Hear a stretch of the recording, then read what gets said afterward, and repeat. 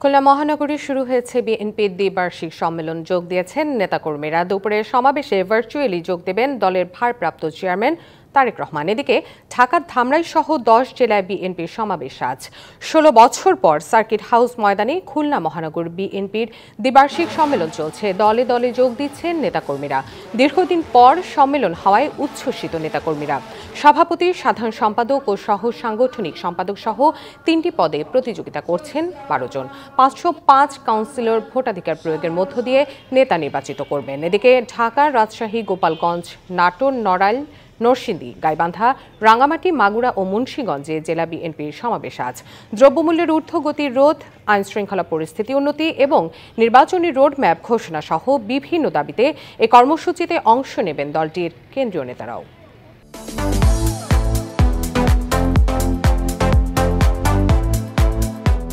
16 বছর পর খুলনা মহানগর বিএনপি দ্বিবার্ষিক সম্মেলন অনুষ্ঠিত হচ্ছে। খুলনা সার্কিট হাউস ময়দানে সম্মেলনস্থলে রয়েছেন সহকর্মী আমিরুল ইসলাম। সরাসরি চলে যাচ্ছি তার কাছে। আমিরুল, নেতাকর্মীদের উপস্থিতি কেমন দেখছেন, কি বলছেন তারা? বলা যায় যে সম্মেলনকে কেন্দ্র করে যে মহানগর বিএনপির সঙ্গে সম্পৃক্ত নেতাকর্মীদের মাঝে একটা উৎসাহ উদ্দীপনা বিরাজ করছে। বিশেষ করে 16 বছর পরে সম্মেলনের কারণে এবং মহানগর বিএনপি যে কমিটি রয়েছে, বিশেষ করে ইউনিটগুলো রয়েছে, এখানে 5টি থানা, 31টি ওয়ার্ড এবং দিঘলিয়া উপজেলা 3টি ইউনিয়ন নিয়ে মহানগর ইউনিট গঠিত, যার কারণে যে উৎসাহ উদ্দীপনার কমতি নেই। এবং আমরা কথা বলবো এখানে যারা রয়েছে, বিশেষ করে যে সকল নেতাকর্মীরা এসেছেন এখানে তাদের সাথে কথা বলার চেষ্টা করি। এই যে মহানগর বিএনপির সম্মেলন হচ্ছে, এই সম্মেলনে কি ধরনের নেতা নির্বাচিত করতে চান আপনাদের প্রত্যাশা কি? কি ধরনের নেতা নির্বাচিত করতে চান? সংবিধান অনুযায়ী নির্বাচনের মাধ্যমে জনগণ যারা চায়, আমাদের খুলনাবাসী যারা চায়, সেই নেতাই নির্বাচন হবে। ধন্যবাদ আপনাকে জানতে আসলে কেমন নেতা নির্বাচিত করতে চান আপনারা?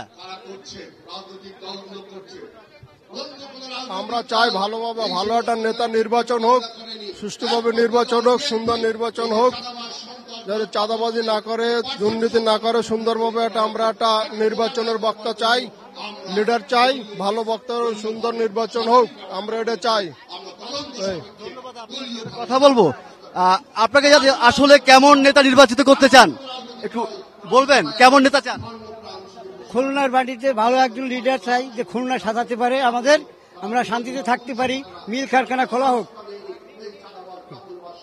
আরো কিছু ধন্যবাদ আপনাকে। পাশে দেখছি আপনাকে, কেমন নেতা নির্বাচন করতে চান? কেমন নেতা চান?